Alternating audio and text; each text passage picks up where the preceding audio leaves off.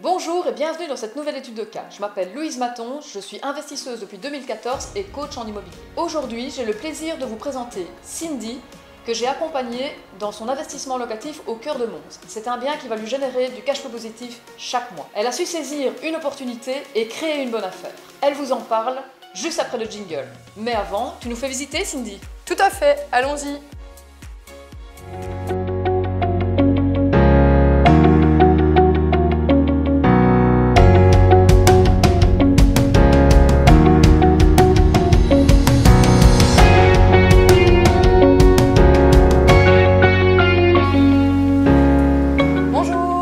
Je vais vous présenter donc mon immeuble. Donc ici nous sommes dans le hall d'entrée. Donc comme vous pouvez le voir, donc la première porte c'est le studio, donc la première entité avec une pièce qui est quand même assez spacieuse. Juste devant vous en fait ce sera une future buanderie. Donc en fait je vais mettre à la disposition des locataires un séchoir ainsi qu'une machine à laver qui sera en commun pour les 3 locataires. Donc nous allons poursuivre la visite avec la partie cuisine. Donc la cuisine qui est attachée au studio. Actuellement, donc, cette cuisine est complètement en travaux parce que comme vous pouvez le voir, donc, il y avait simplement un point d'eau et j'ai décidé d'aménager la cuisine de manière complète, c'est-à-dire une cuisine full équipée avec un grand meuble, donc tag, vitres céramiques, etc. C'était une maison unifamiliale, donc en fait l'agent immobilier avait bien insisté sur le fait qu'elle n'était pas reconnue à ce stade comme immeuble de rapport et donc en 3 entités. Pendant ce confinement, en fait, j'ai réussi grâce au conseil de Louise à mettre en avant certains arguments pour faire reconnaître cet immeuble en immeuble de rapport en 3 entités. Donc tout d'abord ce que j'ai mis comme argument en avant c'est le fait qu'il y avait des locataires en place bien avant 1994. Ça a permis de jouer en ma faveur au niveau de l'urbanisme qui a reconnu l'immeuble en 3 entités. Le projet de location, en fait ce sera une location classique. Donc tout d'abord pour le studio qu'on a pu voir, je vise évidemment des étudiants ou des jeunes travailleurs. Et ensuite au premier et au deuxième étage, ce sera donc un appartement, une chambre qui pourra être destiné à plusieurs types de profils. Des jeunes travailleurs, des couples, des personnes seules. Donc au niveau des travaux, il faut savoir que pour le studio qu'on a visité, donc ça c'est une rénovation partielle, mais surtout c'est au niveau de la cuisine où là c'est une rénovation totale. Ensuite le premier étage pour l'instant, donc j'ai un locataire qui est en place et qui, à qui j'ai dû donner un renom et qui partira d'ici plus ou moins 6 mois, donc ces travaux sont en attente. Et pour le premier étage, ce sont des travaux de rénovation complète, donc des sols au plafond, hormis j'ai eu la chance que les châssis ainsi que la porte d'entrée avaient été changés récemment. J'avais cette idée d'investir, mais je ne savais pas vraiment comment. J'avais quelques petites notions au niveau de l'immobilier, mais en fait le fait de connaître Louise et de savoir qu'elle avait déjà investi m'a vraiment rassurée, m'a donné l'envie de prendre un coaching avec elle et vraiment d'avoir cet encadrement et ce suivi que je recherchais. Mais durant le coaching, je dirais que j'ai aimé peut-être deux choses principales en tout cas. Le premier, c'est la disponibilité. Vraiment, Louise est très disponible. Elle a répondu à toutes mes questions.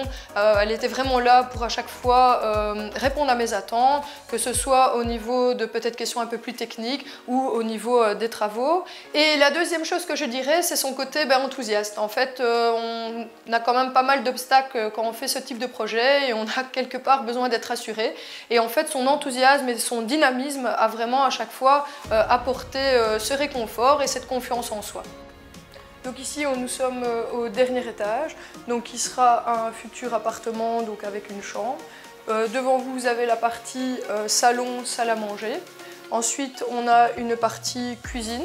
La partie cuisine va être potentiellement rénovée, donc c'est-à-dire que je vais conserver les blocs meubles et je vais changer le plan de travail avec un nouvel évier, un nouvel aménagement pour une partie micro-ondes car le chauffe-eau va quitter.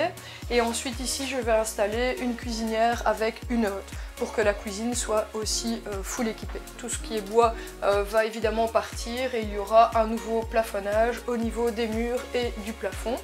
Et également, donc, le sol va être réaménagé complètement dans cet appartement et j'ai fait le choix de mettre du parquet vinyle pour une question de solidité et une question de facilité d'entretien également. Voilà, donc ici nous sommes dans la partie donc chambre et salle de bain. Donc il faut savoir que la salle de bain était très petite. J'étais partie sur l'idée de rester sur cette salle de bain au niveau espace, mais en fait sur les conseils de Louise, qui m'a quand même rappelé qu'une salle de bain ça pourrait être un effet coup de cœur aussi pour les locataires, j'ai décidé en fait d'agrandir cette salle de bain et donc de raboter un petit peu sur l'espace pièce chambre, mais ce qui va donner évidemment un certain cachet à la salle de bain puisqu'il y aura une douche à l'italienne de plus ou moins donc 1,20 m avec une partie meuble et une partie WC. Au niveau de cette chambre, il y aura donc des armoires qu'on va évidemment faire partir. On aura également donc toute une rénovation complète au niveau des murs puisque ce sera un plafonnage complet qui va être fait. Et alors au niveau des plafonds, donc pour répondre aux normes pompiers, il y aura des plafonds en RF partout dans cet appartement. Alors la durée des travaux, normalement donc j'ai pris évidemment un entrepreneur. Donc les travaux devraient durer approximativement 1 mois et demi, 2 mois. Maintenant je suis tombée face à un autre obstacle, c'est-à-dire que mon entrepreneur est tombé gravement malade et donc il y a eu du retard dans les travaux. Maintenant ça devrait se mettre en place, on devrait rester sur une durée plus ou moins d'1 mois et demi, 2 mois. Maintenant il y a différentes choses qui devront être réalisées en plus de ces travaux via l'entrepreneur, plutôt des travaux de peinture, de ponçage d'escalier, etc.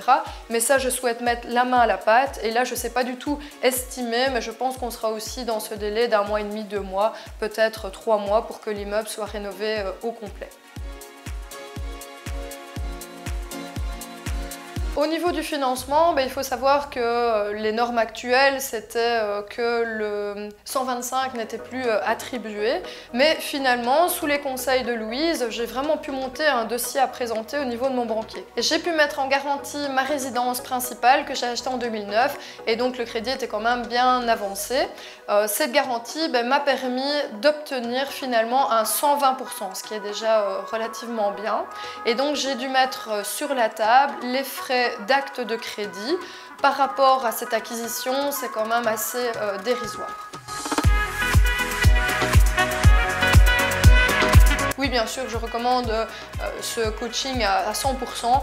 En tout cas, il a répondu vraiment à mes attentes. Donc, c'est quelque chose que je recommanderais autour de moi. Merci à Cindy qui nous a fait découvrir son investissement locatif dans le centre historique de Mons en location classique. J'aimerais récapituler avec vous les 3 points importants de cette vidéo. Premièrement, on entend partout que le crédit à 125% est mort. Pourtant, Cindy a réussi à obtenir un crédit à presque 125% grâce à sa résidence principale. En effet, elle vous expliquait tout à l'heure, ça fait 10 ans qu'elle rembourse sa résidence principale, ce qui lui a permis de diminuer la quotité qu'elle devait apporter à la banque. Cindy a choisi pour cet investissement de garder la banque dans laquelle elle avait fait son crédit pour la résidence principale. Malheureusement, sa banque n'autorise pas le différé de crédit pour travaux. Toutefois, dans ce cas-ci, comme il y a déjà un locataire en place qui va rester encore pendant 6 mois et que le studio du rez-de-chaussée va être rapidement aménagé, les 2 mensualités vont couvrir l'entièreté du prêt. Donc finalement, ce n'est pas vraiment un problème. Et dans 6 mois, elle pourra réaliser les travaux du premier étage avec ce qui reste de son crédit travaux et aussi en finançant une partie sur fonds propres. L'idée ici, c'est qu'elle puisse diminuer les coûts des travaux en réalisant une partie des travaux elle-même. Le deuxième point important, c'est la régularisation urbanistique. Souvenez-vous, Cindy vous a dit tout à l'heure que cet immeuble de rapport, à la base, n'en était pas un. En effet, c'était une maison unifamiliale. Toutefois, quand elle m'a signalé qu'il y avait des locataires en place depuis plus de 30 ans, ça m'a mis la puce à l'oreille. Il faut savoir qu'il existe une possibilité de régulariser un immeuble si on arrive à prouver l'existence de plusieurs entités avant 1994. Cela peut se faire à partir de vieux baux ou l'installation de différents compteurs d'énergie avant 1994. Évidemment, pour se positionner sur ce type d'immeuble, il faut bien s'assurer que la régularisation est possible et ajouter une clause dans votre offre d'achat qui va vous permettre de sortir de la vente si jamais ce n'était pas le cas. Cette infraction urbanistique lui a permis d'obtenir une superbe négociation dont on vous parlera dans la prochaine vidéo. Troisième point important qui concerne les travaux, vous avez vu ici que c'est un immeuble de rapport qui était en partie loué et donc, bien évidemment, Cindy n'a pas pu réaliser tous les travaux en même temps. Elle a eu une bonne surprise juste avant la signature de l'acte où le propriétaire lui a informé que le locataire du studio partait. Du coup, elle a pu réaliser un peu plus vite le rafraîchissement de ce studio et ajouter une nouvelle cuisine. Ensuite, celui de deuxième, malheureusement, il faut attendre les 6 mois de délai légaux pour que la personne puisse retrouver un autre logement.